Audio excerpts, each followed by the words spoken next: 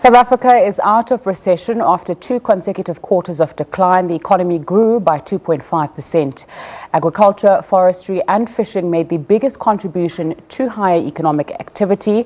Paul Makube, who's a senior agricultural economist at FNB, joins me in studio now. Thanks so much for your time on SABC News. Why did agriculture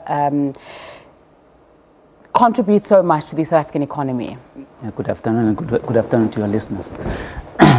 First, we have to start by having a look at back last year when we had the drought situation.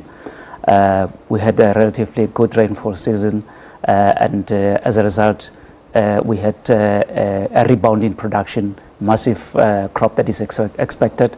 We expected, the recent estimates indicate that we are expecting about over 18 million tons of grains, with maize 16.41 million tons. So that is a massive crop that is being had. In fact, a record crop.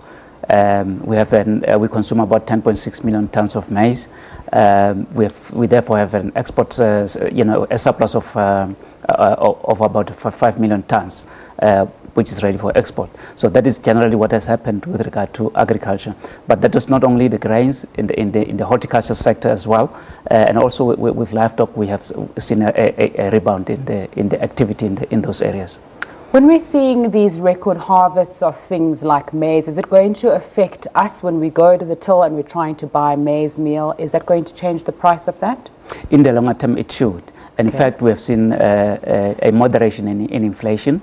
The figures, the July figures came in at for food inflation came in at 6.9 from double-digit levels. So we are already seeing a situation where food inflation is moderating, which is good, and the consumer should, in the longer term, begin to see a decline in prices at their level.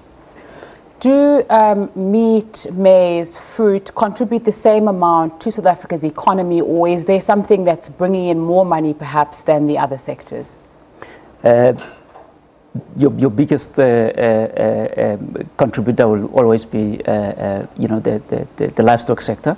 That is your biggest contributor, followed by the field crops.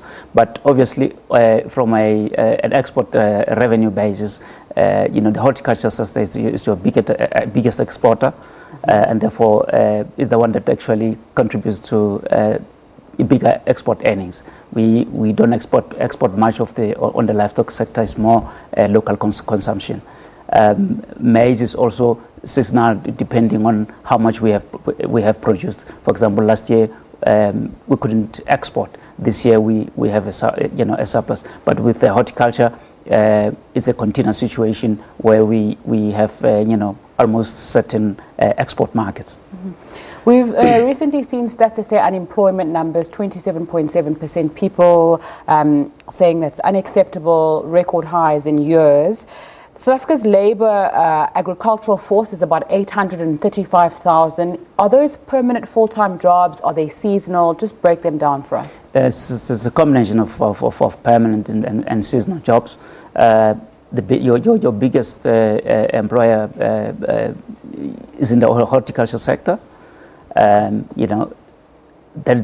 That also takes a lot of seasonal labour. So in terms of policy going forward, those are the sectors that are actually growth areas in terms of employment. Mm-hmm.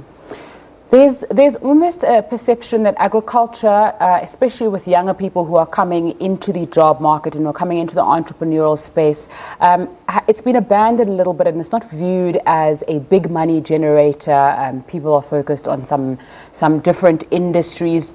Does there need to be a push to say to people, agriculture feeds our country, agriculture can also grow your pocket, and there should be more people looking towards agriculture going forward? Yes, definitely. There is a need to actually make that awareness that we have to look at the value chain in terms of where you can play, and there are many value chains where young people can start slotting in and playing there, not necessarily at the primary level where you actually do the basic production. So there is along the value chains. You've got the pork value chain, the beef value chain, the grain value chain, and so on. So there are opportunities there, and they have to be supported in terms of being brought in and get the necessary skills, because this is a skill, although it's some sectors do not necessarily need too much skills, but it requires the knowledge and the necessary